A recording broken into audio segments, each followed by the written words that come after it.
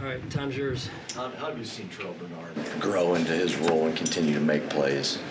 Yeah, I mean, he comes to work every day, and he puts in the time. He prepares. He's mature beyond his years, and that's really why he's had some of the success that he's had to this point. He's still a young player, and he's still going to continue to grow. And the older guys, have really taken him under their wing and helped him, take one step at a time. Sean, the stats this week, they've given up 10 sacks in the first couple of games or whatever. It seemed like you have an opportunity to get to the quarterback, but to be able to go out and kind of dictate it like you did today, what does that say about this defense at this point? Well, I think the defensive line really set the tone for us up front. They did a great job impacting the inside of the pocket there in particular. And we just saw some things that we felt like there'd be some opportunities for us, and they took advantage of those opportunities. Sean, with your linebacker position, it's something we've talked to you in the past about splash plays and the need for splash plays. I mean, can you ask for more? Is it even possible? Yeah, it is. But no, I'm extremely proud of the guys. They really worked hard this week in practice. They do every week, but our scout team, you guys do a phenomenal job. I mean, you guys are out there at practice. I don't think anybody practices as hard as we do in terms of the competitive nature of our practices on Wednesdays and Thursdays in particular. And I think that's when you have those habits, you give yourself a chance on Sunday. You said a few days ago that you had seen flashes of the old Tre'Davious White. You mentioned splash plays. Was that one of those instances today, that interception? Yeah, I mean, real proud of Trey. I mean, you think about how far he's come and how long. He's got incredible just grit, endurance, mental endurance. He works extremely hard as well, and I mean he works when no one else is working. I mean, it's incredible. Over the off season, he would send me pictures of just him having gotten done a workout. Just shoes on the grass. Just run a hill. I don't know where the hill was, but it's just a testament to him and how hard he's worked that he gets the payoff from it. How about on the same note with A.J. Epenesa? He's come a long way, and to see the rewards start to come. Another guy that his mentality this year is different than it's been in years past. I mean, he's really growing and maturing, and I think enjoying playing football, and we believe in him and have confidence in him. How often do you see him make those kind of plays in practice for AJ? AJ, yeah, he's made a couple of those in practice. He really has. And Brandon mentioned that after the game in my locker there. So again, the way you play in games is how you practice. It's a great lesson for young kids out there as well. If you want to be good in a game, you got to give yourself a chance by practicing a certain way. How have you seen his mentality different this year? I just think he has a clearer picture as to what we expect, number one, and having a better feel for the defense and the ins and outs of the defense, and then just playing fast. He's playing fast. He's playing hard. He's trusting himself, playing confident football. Sean, not a 15 on third offense, what has allowed them to sustain those numbers? Again, I think it's Dewars just putting them in some good positions, and then I think we had, honestly, probably too many third and longs in that first half in particular, so we'll have to look at that.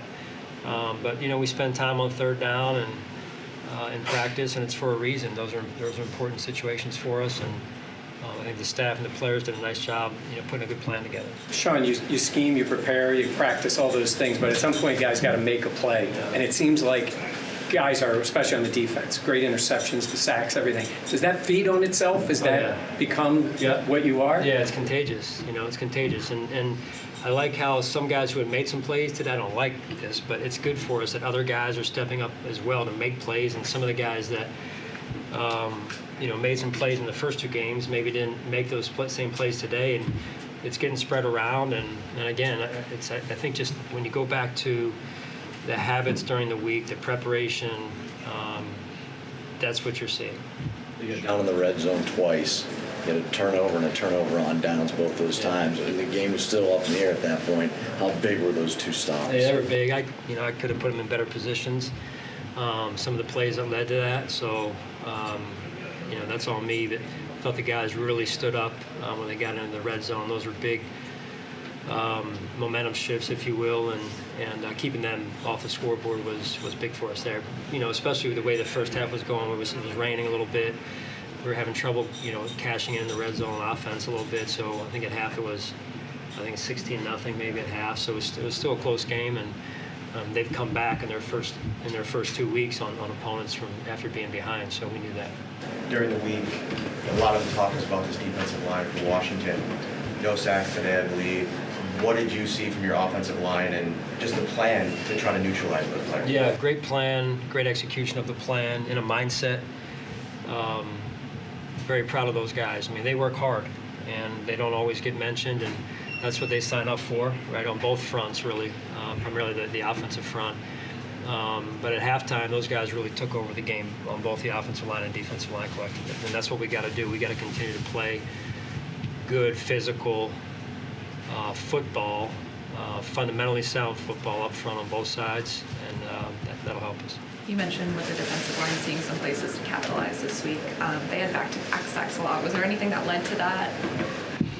No, I don't. That's probably a better question for them, but just really the rush and coverage working together. I sense that it's certain. There's sometimes we were in there rather quick, and there's other times where it was a little bit of a rush and coverage partnering together like they need to in order to get the quarterback to hold the ball, and then create opportunities up front for our defensive line.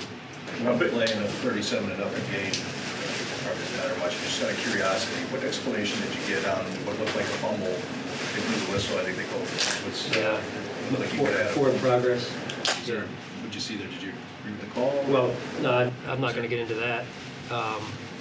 But forward progress, you're not really going to win those situations.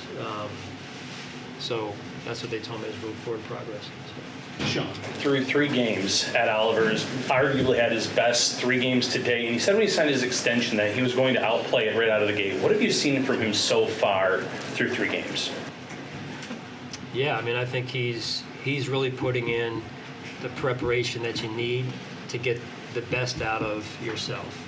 And I think that's the biggest thing I've seen this season is his preparation. Has led to him getting off to a sound, good start here for us. But it's 3 games, right? So you guys know this league is once you get out over your skis, you get humbled very quickly. So really proud of the way he has approached this year. And he's off to a good start with week 4 coming up next week. Sean, Josh was asked about his slide, and his eyes kind of lit up. He smiled, and it's kind of a textbook one. He said he referred to maybe some friendly wagers with some teammates about some internal motivation for that sort of thing. Could you just talk about maybe that aspect and how he played today for a second straight game maybe on the field? Well, my eyes lit up too. I was very proud of him for doing that, and he's growing. That's what you got to do. You got to play a certain way without losing your identity. And I was proud of him for doing that. It showed discipline. And so, I think there's some plays he wants back today, and then he made some incredible plays as well. So we just got to keep working, keep going in the right direction, taking it one play and one week at a time here.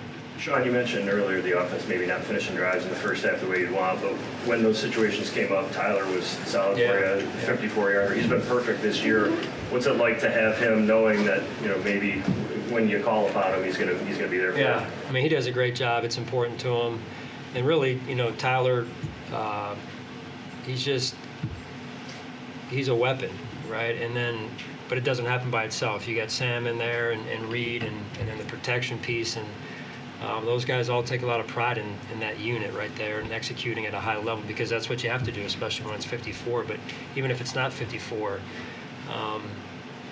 you got to be able to put it in from 30, 35 and hit those. Those are the ones that you got to make. And for him to get that, in these conditions, especially early, I think it was second quarter when he got that, and that was a big kick for us. You discussed the slide. On the other side of the coin, that throw that Josh made to Stephon Diggs, I think it was on the first drive, falling away down the field. Can you speak on the balance of maintaining who Josh is while also reeling it back and being a bit conservative and not losing that aspect as you saw from him on that play? Yeah, it's just, listen, Josh understands that I want him to be him. We want him to be him, and yet at the same time, we're not asking him to change who he is. It's incorporating the discipline that you need to incorporate into the game and into playing the position in order to sustain whatever you fill in the blank, sustain your health, sustain success, sustain drive, sustain whatever it is. It's just, playing the position. And I think that's him continuing to grow and evolve, and I've been real proud of some of the things he's done, the majority of what he's done over the last 2 games. We asked you during the week about game 100. Any thoughts of it now that it's behind you?